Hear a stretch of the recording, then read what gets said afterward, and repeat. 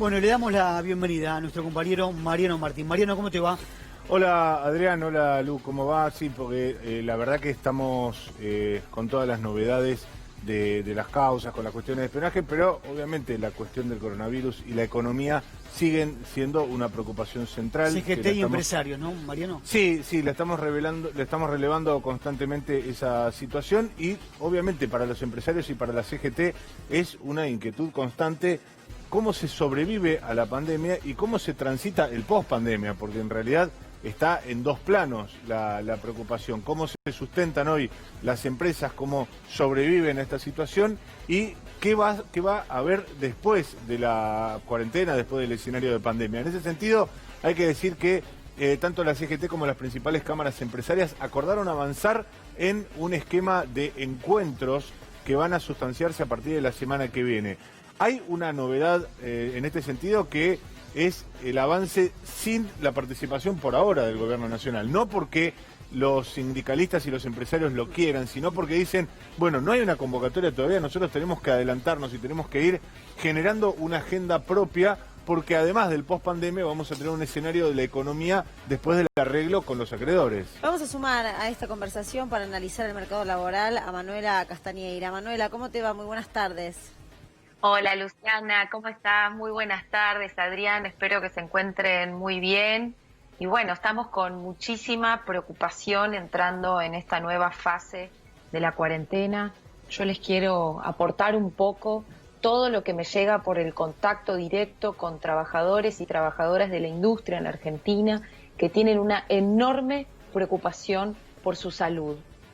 Hay muchísimos casos en lugares de trabajo, solo por decirte algunos: en Kraft 29 casos, Rigoló 20, Destilería del Plata 10 casos, Pirelli 3, Fate más de 10, hay casos en Unilever, también en la fábrica de DNIs en la capital, en el Renaper, y en esos lugares no hubo cierres para desinfección y no hay, sin duda, ningún tipo de protocolo seguro. Como máxima cuestión, en las, lugares para el aseo de los trabajadores, en los vestuarios, se han puesto algunos stickers que dice mantenga el distanciamiento social.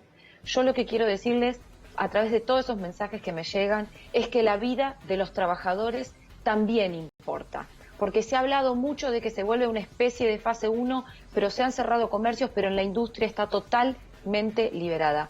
Más de 2.300 industrias abiertas, más todas las proveedoras de esos sectores también, y lo que está viendo es un contagio masivo entre trabajadores y entre trabajadoras. Se los está mandando en algunos sectores, por ahí puede sonar fuerte, pero es la percepción que ellos también me transmiten. Ahora, a mí, Manuela, al matadero. Desde el punto de vista económico, vemos a ver a un gobierno activo, aplicando herramientas como el ingreso familiar de emergencia, el ATP. ¿Cómo considerás vos y tu partido político esta estrategia del gobierno frente a la crisis no solo de Argentina, sino global? Yo creo que es una estrategia que no alcanza.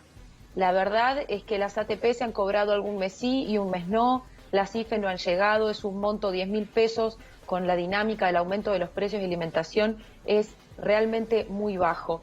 Hoy lo que está pasando es que hay un discurso que se ha ingresado a una nueva fase de la cuarentena, pero en la zona del AMBA, donde han aumentado considerablemente los casos y hay muchas señales de alarma, se manda a los trabajadores sin ningún tipo de cuidado. Y están preocupados, hay trabajadores que vuelven de su trabajo y se autoaíslan en su casa porque tienen miedo de contagiar a sus hijos y a sus hijas. Vuelven de una jornada laboral de 12 horas y se encierran en una habitación para no contagiar. Hoy se dicen muchas cosas de la economía, pero yo te quiero transmitir, porque además me escriben muchísimo para que ayude a ser una voz también en los medios de sus preocupaciones.